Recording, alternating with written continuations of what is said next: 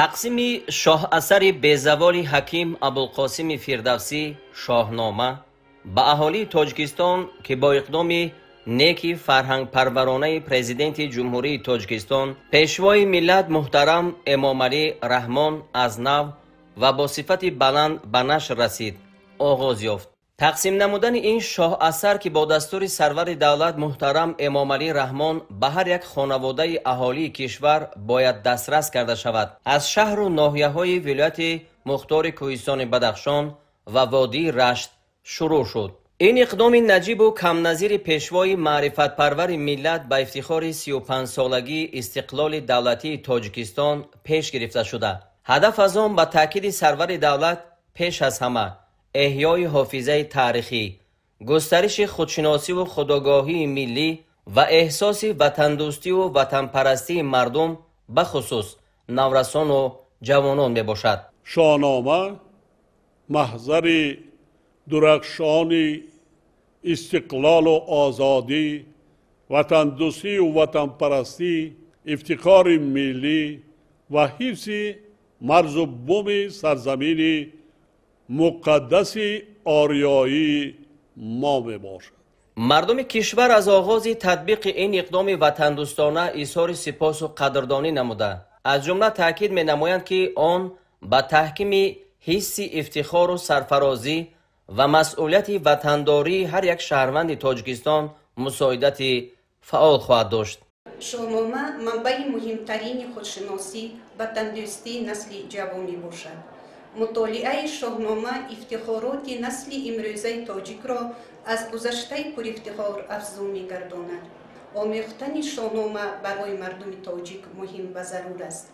تقدیم شاهنامه برای ساکنان مملکت سیاست وطن دوستانه اساسگذار صلح و وحدت ملی پیشوای ملت محترم امام علی رحمان می باشد. من از فرصت مناسب استفاده برده از نام تمام ساکنان ناحیه شغنان به اساسگذار صلح و وحدت ملی پیشوای ملت محترم امام علی رحمان منتداری خود را بیان می سازم. شاهنامه ابوالقاسم فردوسی کتاب بزرگ قهرمانی است. مطالعه شاهنامه انسان‌ها را به وطن دوستی، وطن پروری هدایت می‌کند. کتاب مذکور در نشریات شرق آزاد دستگاه اجرایی پرزیدنت جمهوری تاجیکستان در حجم 2 جلد با تعداد 1,700,000 نسخه به تب رسیده است. باید یادآور شد که شاهنامه بیزوال حکیم ابوالقاسم فردوسی بزرگترین حماسه ملی مردم آریای نژاد و گنجینه حکمت و خرد به حساب می رود. دایر به صفتهای شاهنامه سرور دولت محترم امام علی رحمان در سرسخن نشر نو آن از جمله می فرمایند: در حقیقت فردوسی در شاهنامه که در هیچ ملت دنیا همسنگ این کتاب اثری نیست، تاریخ پر از شادی و افتخار، کامیابی و ناکامی، درد و آرمان‌های مردمش را با خون دل قلمی کرد و به این وسیله تاریخ، فرهنگ، فلسفه، حکمت، قصه، اساطیر و عرف و عادت‌های آریایی‌ها را زنده و پایدار گردانید و به خدمت نسل‌های آینده گذاشت.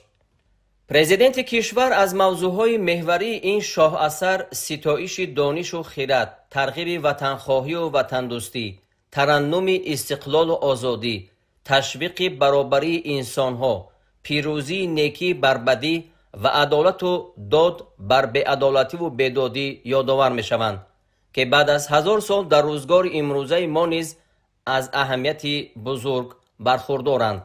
در ادامه تاکید می‌گردد که فلسفه والای فردوسی ما را از گذشته‌مان آگاه ساخته برای نسل‌های امروز و فردا سبق آموزنده و عبرت بخش می‌دهد.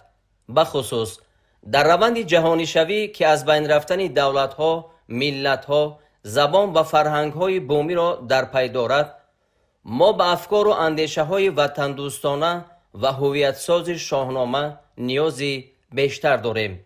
مورد ذکر است که این اقدام نجیب و فرهنگ پرورانه سرور دولت محترم امام علی رحمان در برابر دیگر تشبس‌های سازنده‌شان از جمله نشر و تقدیم اثری برجسته علامه باباجان غفورов تاجیکان به هر یک خانواده می‌تواند برای بالا رفتن حس خودآگاهی و خویشتن‌شناسی هر ساکن کشور خدمت کرده، برای تربیت نسل بیدار و سازنده همه‌جانبه مساعدت نماید. اگر اهمیت شاهنامه و شاهنامه خوانی را در راه ترغیب و تحکیم وطنخواهی و وطن دوستی و حفظ مرز و بوم کشور خود به طور کوتاه و موجز بگوییم، پس به از خود فردوسی کسی او را وصف نکرده است که میگوید: هر آن کس که شاهنامه خوانی کند، اگر زن بود پهلوانی کند، و یا بس رنج بردم در این سال 30،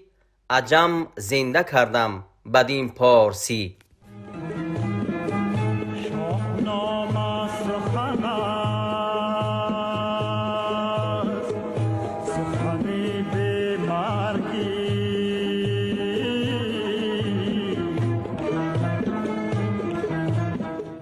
بخشیده به 35مین سالگرد استقلالیت دولتی جمهوری تاجیکستان، اساسگزار صلح و وحدت پیشوای معظم ملت محترم امامعلی رحمان به هر یک خانواده ملت تاجیک تحفه را تقدیم نموده است. این کتاب بی‌زوال شاهنامه ابوالقاسم فردوسی می باشد.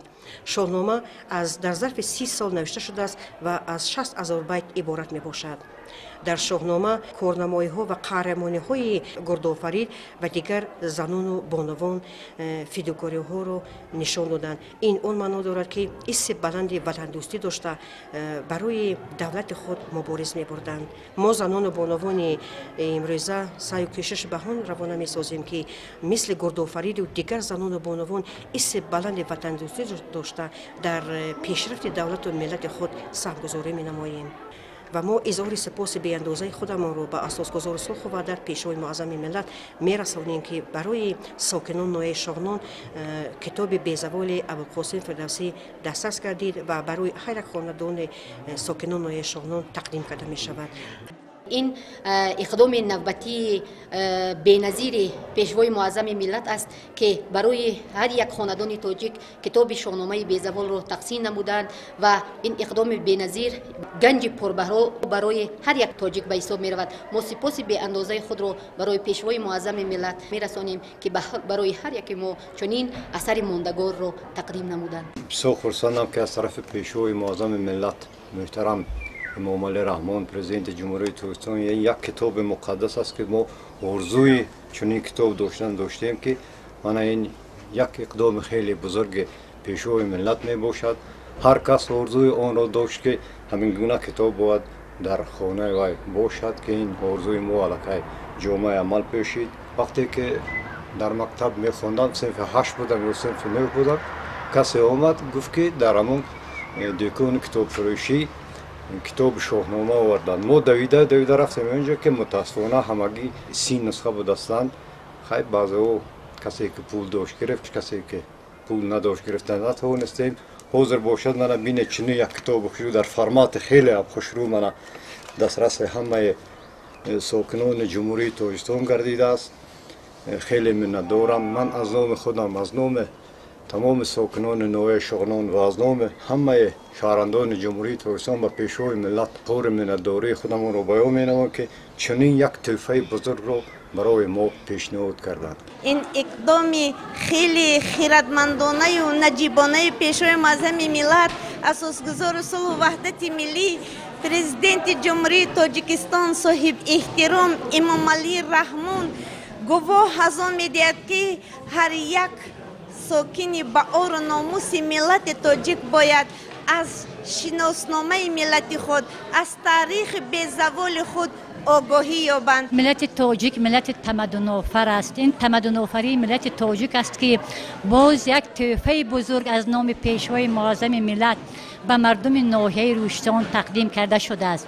این تحفه گرانبهایی که وقتی که من دانشجوی بودم برای خریدن کتاب شاهنامه بسیار تنقیصی می کشیدم، لیکن امروز بسیار خوشبخت هستم که به یگان ممانعت پیشوای معظم ملت به مردم ناحیه روشتان عموما به تمام مردم تاجیک باز یک تحفه گرانبها شاهنامه بزرگ فردوسی را هدیه نمود که آن از تاریخ دولتداری ملت تاجیک آگاهی می‌دهد.